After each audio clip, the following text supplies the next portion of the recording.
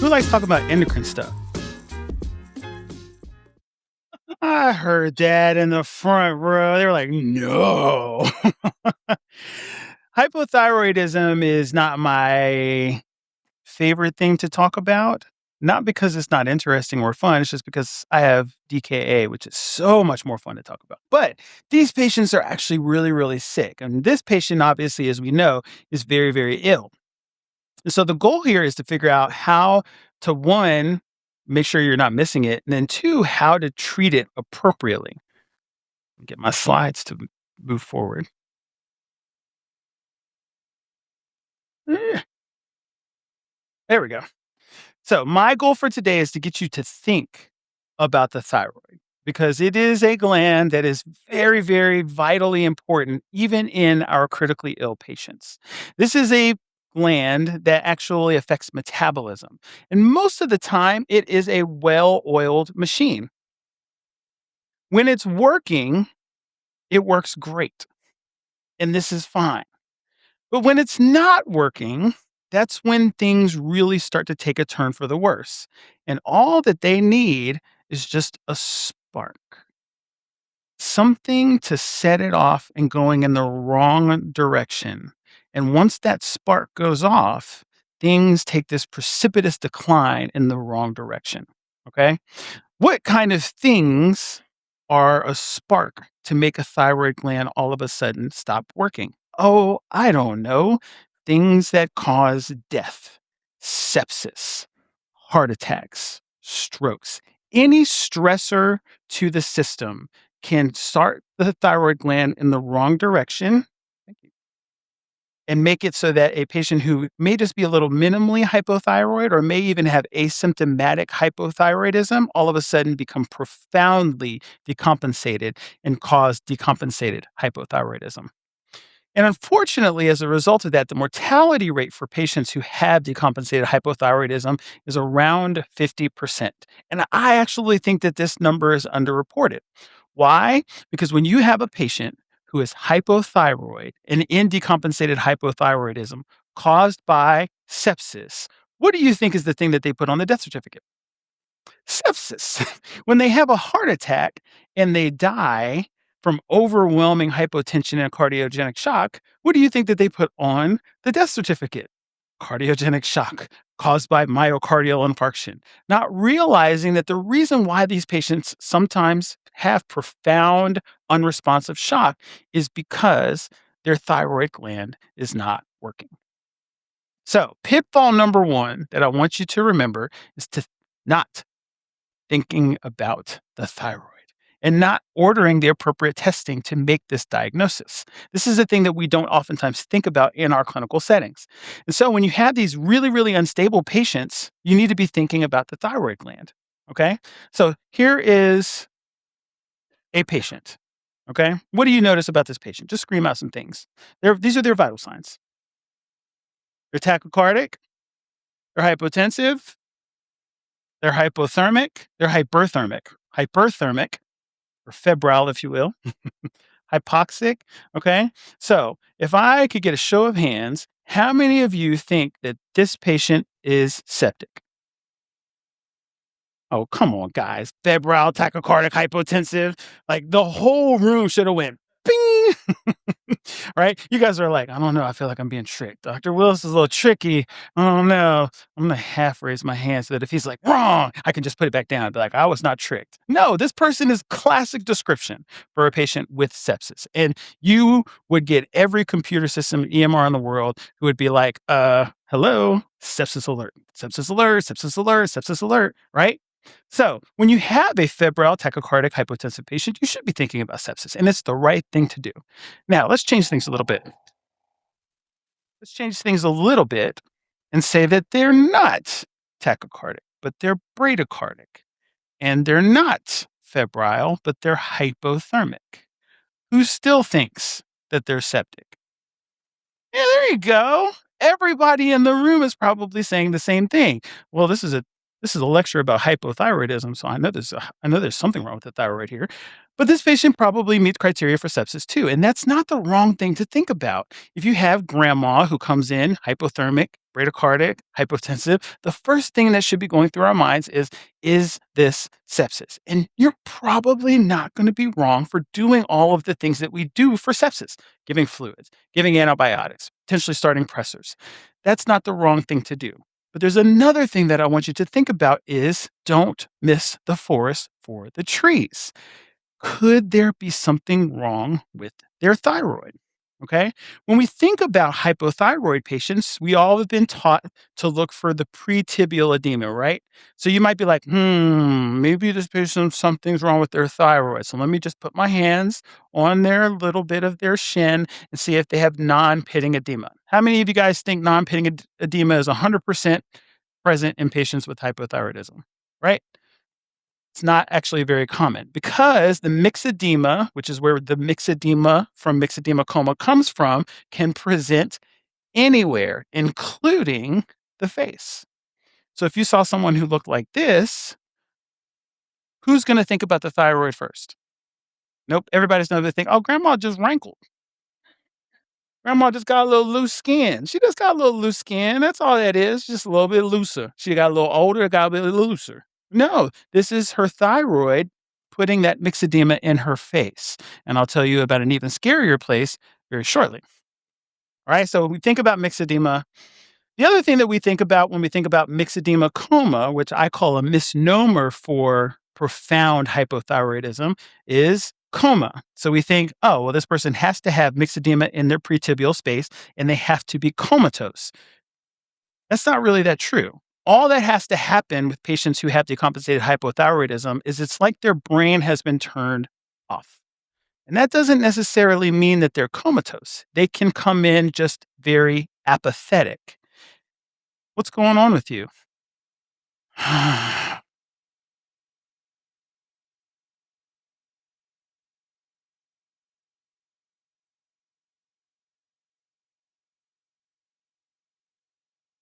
How many have seen an altered mental status elderly patient who came in looking like this, right?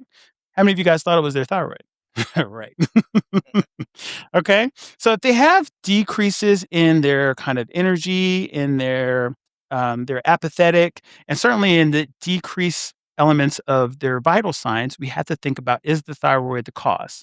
And oh, by the way, there are these other organs that are affected by the other endocrine glands in the body, and those glands are the adrenal glands. And the adrenal glands can be and oftentimes are affected by a hypothyroid state. So much so that 50% of patients who have decompensated hypothyroidism have a concomitant adrenal insufficiency. And so you may get labs back that are all wacky, like they might be hyponatremic and hyperkalemic and hypoglycemic.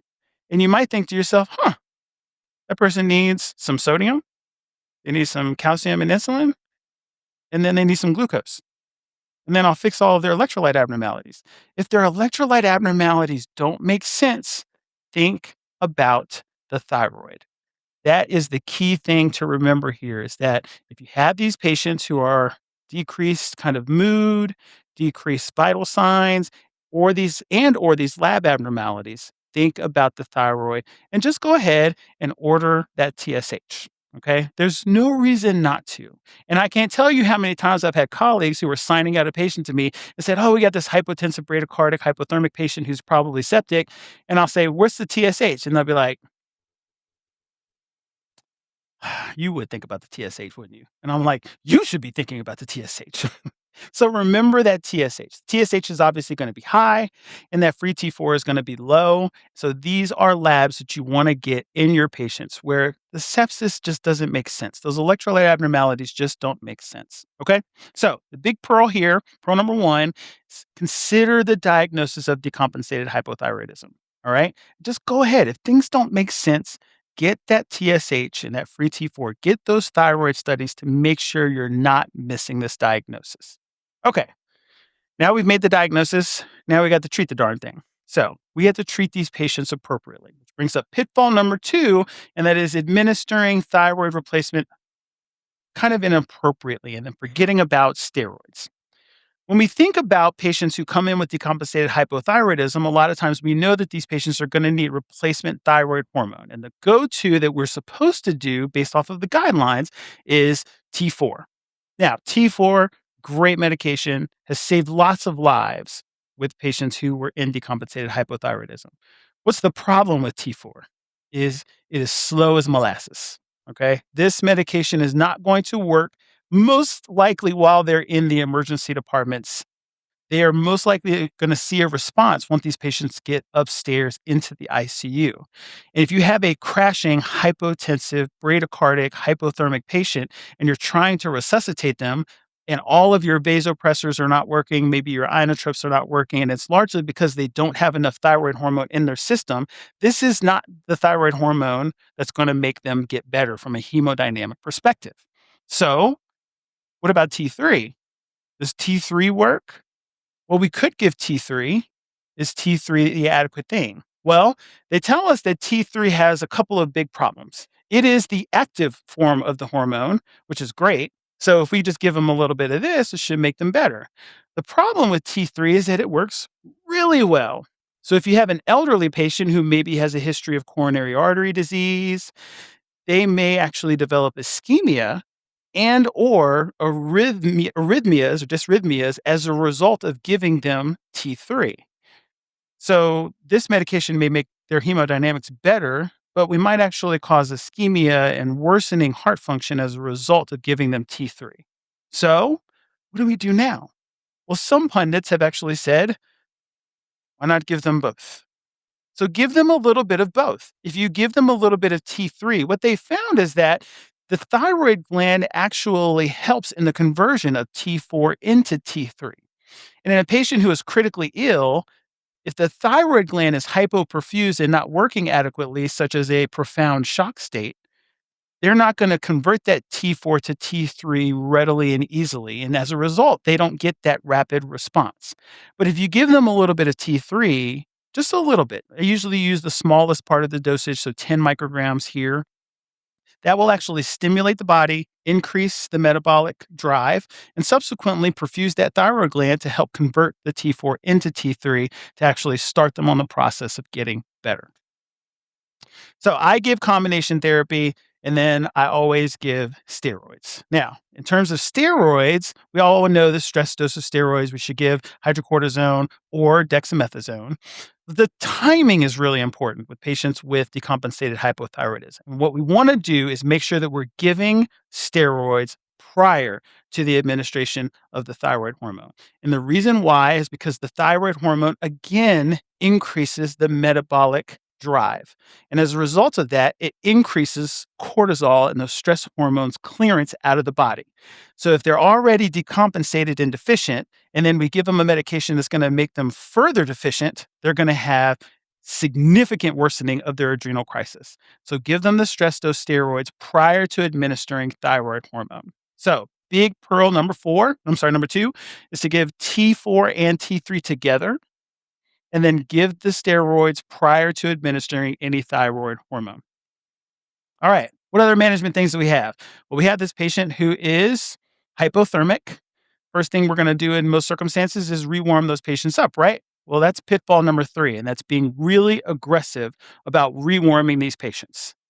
These patients are cold. Sometimes they've come in, the lowest temperature that I've seen in a hypothyroid state was 90 degrees Fahrenheit. Okay, that's pretty decently cold. And they were still alive, but we wanted to aggressively rewarm them up. The problem is that these patients are maximally vasodilated, except for if you apply a whole bunch of aggressive heat. And so you have this patient who's already hypotensive.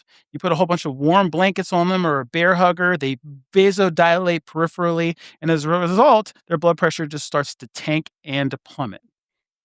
What you want to do with these patients is simple passive warming. So, how do you passively warm somebody? Just get them a blanket. It doesn't need to be a warm blanket, and it shouldn't be a warm blanket. Just a regular, plain old room temperature blanket and fix their deficiency. Give them the thyroid hormone and the steroids, and that will start their rewarming process. And they'll get rewarmed relatively efficiently while they're in the hospital.